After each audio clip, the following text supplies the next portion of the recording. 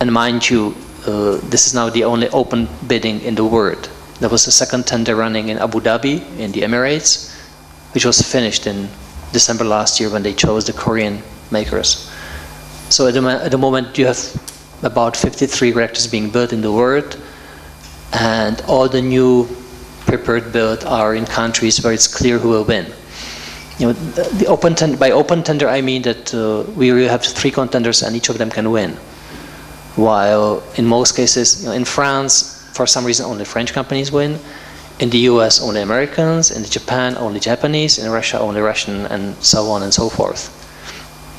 China is a special case because China doesn't do tenders. China talks directly to companies and squeezes them out completely. Always buys just 2 reactors and wants all the know-how and everything else. And I think that in 10 years or 15 years time we will have a Chinese maker exporting reactors, just like they do in most other fields. So as for tenders, this is really one of the few, or the only one open at the moment.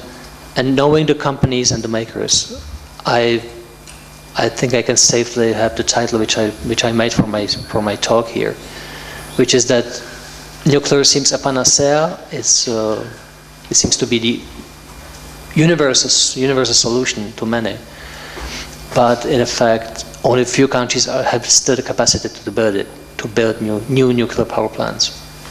Please do not confuse a prolongation of using nuclear power plants with ability to build new plants.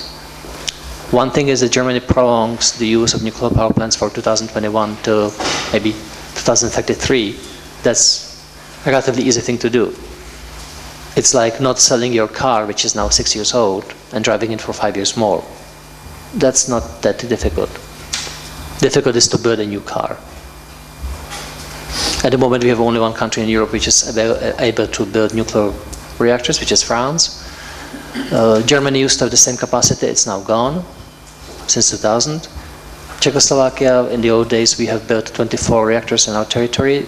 We still have some part of the capacity, but most of the design capacity is gone. Sweden used to make reactors, the ABB, that's gone as well.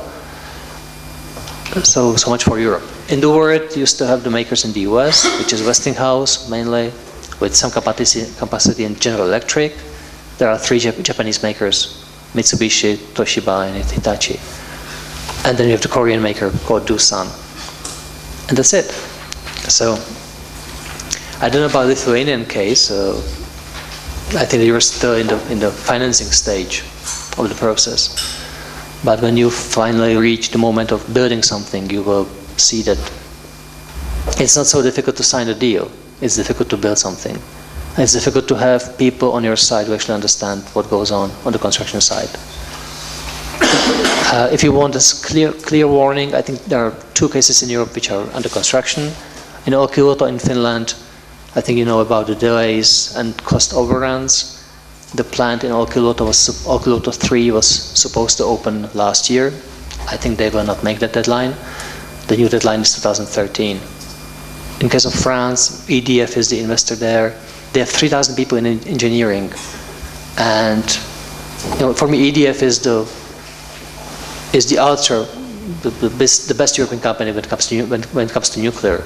They have 58 reactors in France, 25 more in other European countries. They have 3,000 people in engineering division alone. They have huge amounts of money. They're building 1 reactor now in Flamanville 3, and they have their hands full. So I wish you well with Ignalina, but do some reality check before you start to be overly optimistic.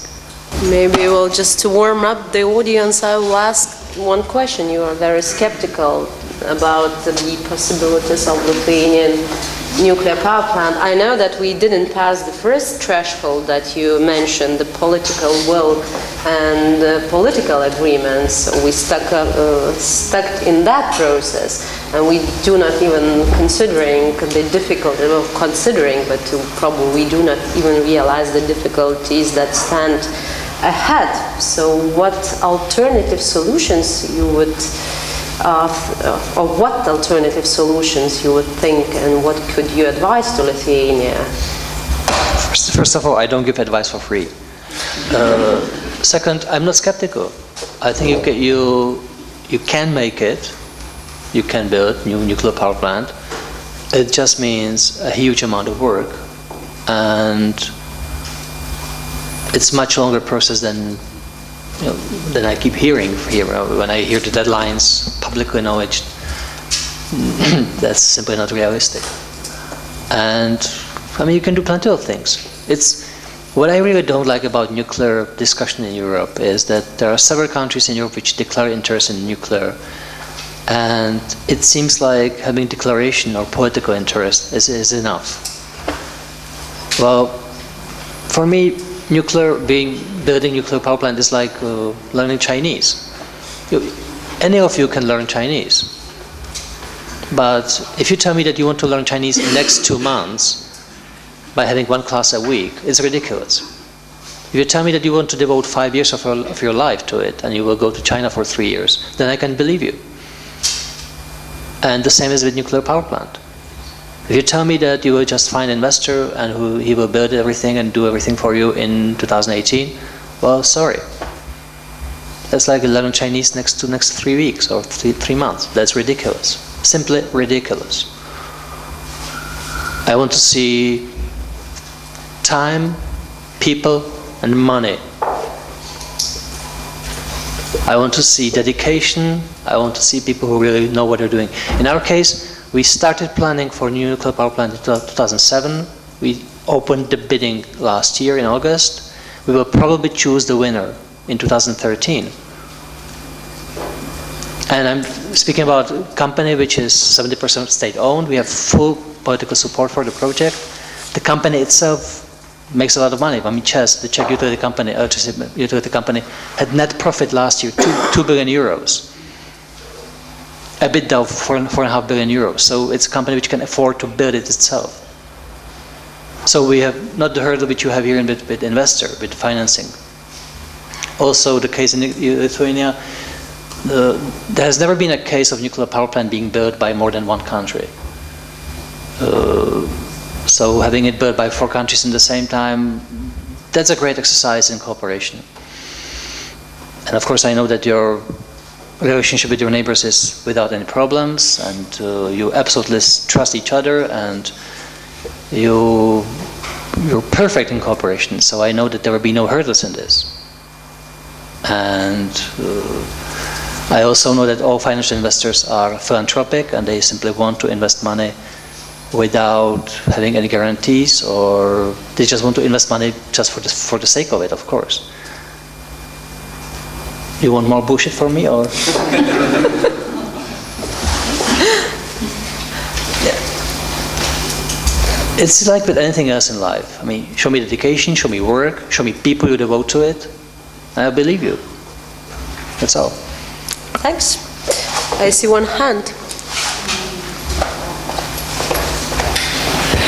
Well, just out of the curiosity, when Lithuanians know or hear about nuclear power plant, they of course hear what Margarita said before, the failed Leo project and all that, but also what worries us is Belarusians wanting to build a nuclear power plant just across the border, Russians having same plants in Kaliningrad.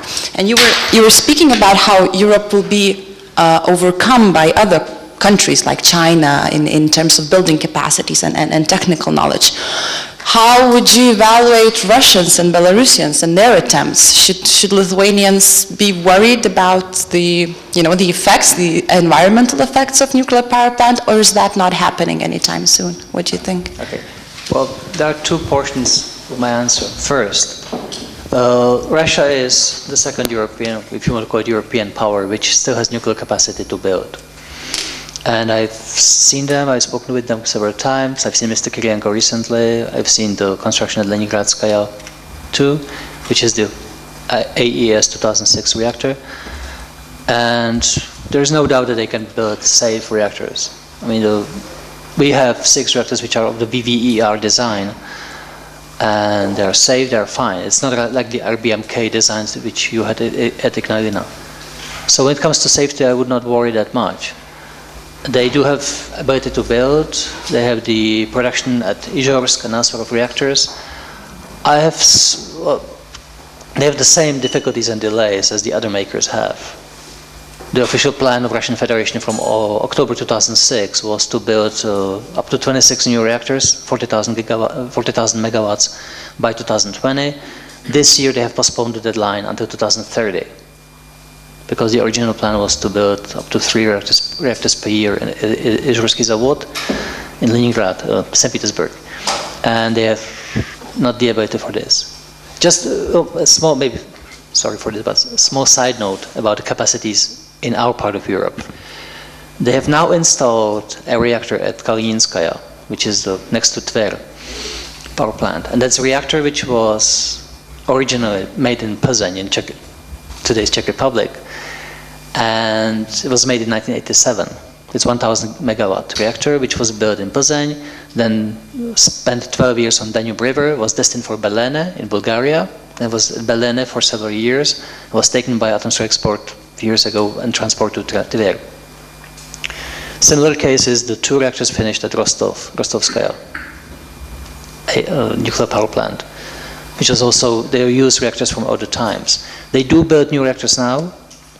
They definitely have the know-how, they have the people, but they have the same shortages as the West has in capacity of design. So they can clearly build, I think, safe reactors. Belarus has no capacity of its own.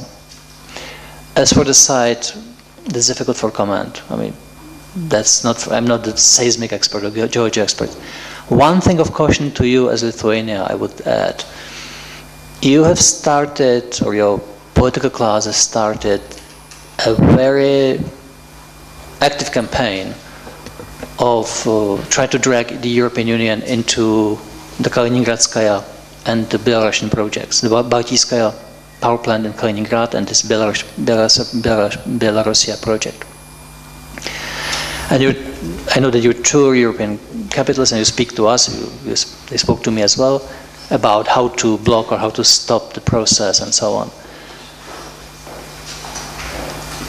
It may not look this way, but this is actually a fundamental moment of choice for you. If you will try to make protests against power plants in your neighbor countries, you will definitely get support from some EU member states, like Austria or Denmark, from the anti-nuclear bloc. But you will be immediately shut by those who have nuclear and want to have nuclear. Because for us, for example, for Czech Republic, we know that we will have protests from Austria. And we have clearly said, and we did the same when we finished the previous power plants. We said the decision is always made in Prague, not in some other capital. And we disclose everything we have with our friends and neighbors. We show them everything we have, but we have the final say, not a foreign country.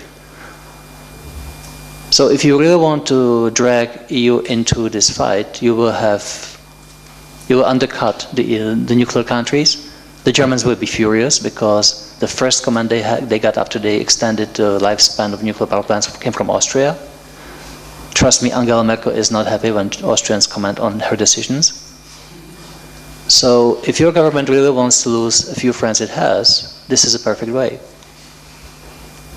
You will get great support from Denmark, maybe Ireland, maybe Austria or Greece, the anti-nuclear countries. But then you will basically follow the route towards non-nuclear status. If you want to build Ignalina yourself, think twice. And clearly, one thing of caution about the nuclear industry as such, one clear example of the status that this nuclear resuscitation, not nuclear renaissance, can be seen in this. You will never hear a complaint or a bad word from any of the makers about safety or quality of the other makers. I've spent plenty of time with Mrs. Lavarjon, the head of Areva, with Mr. Kendris, the head of Westinghouse, with Sergei Kirienko, head of Rosatom. None of them would ever, and none of their people would ever make any comment about safety of other competing designs. They fight like hell for the Czech tender. We had already 2 visits from Obama, we have now scheduled a visit from Medvedev, we will probably have Sarkozy. They do really fight, but they never question the safety of any design.